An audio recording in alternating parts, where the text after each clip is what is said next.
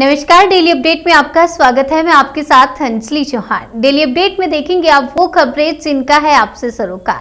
आइए नजर डालते हैं आज की ताजा तीन खबरों पर। शिमोगा में बजरंग दल कार्यकर्ता की हत्या मामले में 2 और गिरफ्तार। पूर्वी रेंज के डीआईजी डॉक्टर त्यागराजन ने कहा, शिमोगा में स्थिति बेहतर है और नियंत्रण में है। समय के साथ ये और बेहतर हो रही है। हमारे पास पर्याप्त फोर्स है। केएसआरपी आरएएफ की 20 प्लाटून मौजूद है। बिहार में अब हेलीकॉप्टर से शराब की भट्टियों का पता लगाएगी उत्पाद विभाग की टीम। शराबबंदी को प्रभावी बनाने के लिए पहल। बिहार में अवैध शराब के काले कारोबार में लगे लोगों की कमर तोड़ने के लिए उत्पाद विभाग की टीम अब हेलीकॉप्टर की सहायता लेगी। हेलीकॉप्टर और मानव रहित ड्रोन की सहायता से गंगा नदी के किनारे दियारा इलाकों और दूर दराज के इलाकों में टीमें शराब की भट्टियों का पता लगाएंगी और उसे नष्ट करेंगी। केंद्रीय बजट 2022 और 23 के सकारात्मक प्रभाव पर बोले पीएम मोदी, ग्रामीण अर्थव्यवस्था का एक बड़ा आधार हमारी महिला शक्ति है। पीएम मोदी ने कहा कि बजट में पीएम आवास योजना, ग्रामीण सड़क योजना, जल जीवन मिशन, नॉर्थ ईस्ट की कनेक्टिविटी, गांवों की ब्रॉडबैंड कनेक्टिविटी, ऐसी हर योजना के लिए जरूरी प्रावधान किया गया। गायों की सुरक्षा को लेकर सीएम योगी ने दिया बड़ा बयान। प्रति गाय 900 रुपए प्रति महीने देने का किया वादा। विधानसभा चुनाव में 5वें चरण के मतदान के लिए अयोध्या जिले में प्रचार करने पहुंचे मुख्यमंत्री योगी आदित्यनाथ ने सपा पर निशाना साधा और किसानों को प्रति गाय 900 रुपए महीने दिए जाने का वादा किया। अमेठी के तिलोई से सीएम योगी ने विपक्ष पर चलाए सियासी तीर। पूछा, क्या साइकिल से बम लेकर नहीं गए थे आतंकी? योगी ने कहा कि सपा जब सत्ता में आई थी तो उसने पहला निर्णय आतंकियों के मुकदमे वापस लेने का किया था। उन्होंने कहा कि सपा को वोट देने का मतलब आने वाली पीढ़ी के भविष्य को बर्बाद करना है। हैदराबाद में गाय को ले जा रहे वाहन को रोकने पर झड़प। आपस में भिड़े 2 गुट, इलाके में तनाव। हैदराबाद के करमान घाट इलाके में कल 2 गुटों के बीच झड़प के बाद इलाके में तनाव का माहौल पैदा हो गया। माहौल को देखते हुए इलाके में भारी पुलिस बल तैनात किया गया। अनुराग ठाकुर का शायराना तंज, कहा यूपी का ही है ये जनादेश, नहीं आ रहे हैं अखिलेश। केंद्रीय मंत्री अनुराग ठाकुर ने एक बार फिर समाजवादी पार्टी को आतंकवाद के नाम पर घेरने की कोशिश की। उन्होंने कहा कि अखिलेश यादव इस चुनाव में जीतकर नहीं आने वाले। जो हिंदू मुझे वोट नहीं देगा उसकी नसों में मुस्लिम का खून। बीजेपी नेता के इस बयान पर ईसी से हुई शिकायत।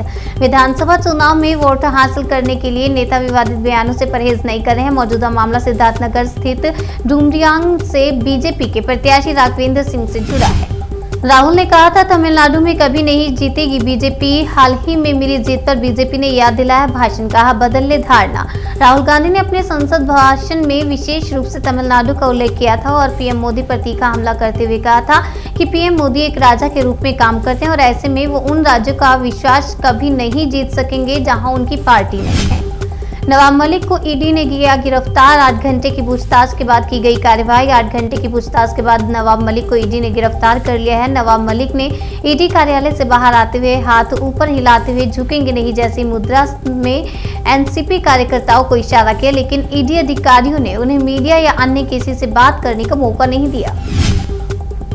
चीन में पढ़ने वाले भारतीय छात्रों के लिए खुशखबरी। चीन का वादा, वापसी में नहीं आएगी कोई बाधा। 2020 से चीन ने भारतीयों को वीजा जारी करने पर रोक रखा है और अभी दोनों देशों के बीच उड़ानों का परिचालन नहीं हो रहा है। भारतीय दूतावास ने प्रेस विज्ञप्ति में कहा, वह दोनों देशों के बीच लोगों की आवाजाही के मुद्दे पर चीनी पक्ष के साथ काम करना जारी रखेगा। सपा ने लगाया आरोप, लखीमपुर खीरी में अराजक तत्वों ने ईवीएम में डाली फेविक्विक। बांदा के नरैनी में निकल रही है सिर्फ बीजेपी की पर्ची। वहीं समाजवादी पार्टी ने अपने आधिकारिक ट्विटर हैंडल से शिकायत की है कि बांदा जिले की नरैनी 234 विधानसभा के बूथ नंबर 271 पर वोट डालने पर बीजेपी की ही पर्ची निकल रही है। चुनाव आयोग मामले का संज्ञान लेकर तत्काल कार्रवाई करे। अखिलेश यादव ने बहराइच में योगी पर कसा तंज। बोले, जो गर्मी निकालने की बात कर रहे थे वे ठंडे हो गए। अखिलेश ने चुनावी रैली में महंगाई को लेकर भी भाजपा पर निशाना साधा। उन्होंने कहा कि एक बार फिर अगर बीजेपी की सरकार आई तो यह लोग पेट्रोल 200 रुपए लीटर में बेचेंगे। सुप्रीम कोर्ट ने कहा, दवाओं की बिक्री को बढ़ाने के लिए डॉक्टरों को दिए जाने वाले गिफ्ट गैर कानूनी। दवा कंपनियों द्वारा उन्हें सोने के सिक्के, फ्रिज और एलसीडी टीवी और उपहारों से लेकर अंतर्राष्ट्रीय यात्राओं तक की पेशकश की जाती है। इसके अलावा छुट्टियों या मेडिकल कॉन्फ्रेंस में भाग लेने के लिए गिफ्ट के तौर पर इंटरनेशनल टूर तक शामिल है। गहलोत सरकार का प्रदेश के कर्मचारियों को बड़ा तोहफा, फिर लागू होगी पुरानी पेंशन योजना। मुख्यमंत्री गहलोत ने राज्य के सरकारी कर्मचारियों के लिए पुरानी पेंशन योजना को फिर से लागू कर दिया है। अब राज्य में 1 जनवरी 2004 और उसके बाद नियुक्त सभी कर्मचारियों को नई पेंशन की जगह पुरानी पेंशन का लाभ मिल सकेगा।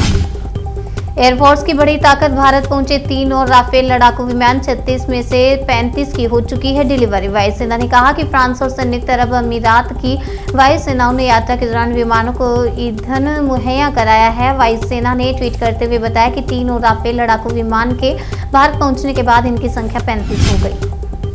अगली खबर अलीगढ़ से है। कॉलेज में घुसकर छात्रों से सरेआम छेड़छाड़, विरोध करने आए छात्रों पर बेल्ट और ईंटों से हमला, एक का सिर फटा, 2 बुरी तरह से चोटिल। अलीगढ़ के थाना गांधी पार्क क्षेत्र स्थित एक कॉलेज में घुसकर कुछ बाहरी लड़कों द्वारा कैंपस में एक छात्रा के साथ छेड़छाड़ की गई। मामले में पुलिस ने आरोपियों के खिलाफ मुकदमा दर्ज किया है। साथ ही कॉलेज प्राचार्य को भी नोटिस भिजवाया गया है। नवाब मलिक की गिरफ्तारी पर बोले अखिलेश यादव, बीजेपी जब घबराती है तो एजेंसियों को काम पर लगाती है। अखिलेश यादव ने कहा, बीजेपी जब घबराती है तो एजेंसियों को काम पर लगाती है। बीजेपी लोगों को गिरफ्तार करवाकर अपमानित करती है, झूठे मुकदमे लगाकर जेल भेजती है। डेली अपडेट में फिलहाल इतना ही। तब तक के लिए बने रहिए हमारे साथ और देखते रहिए जन सेतु जन से सरोकार।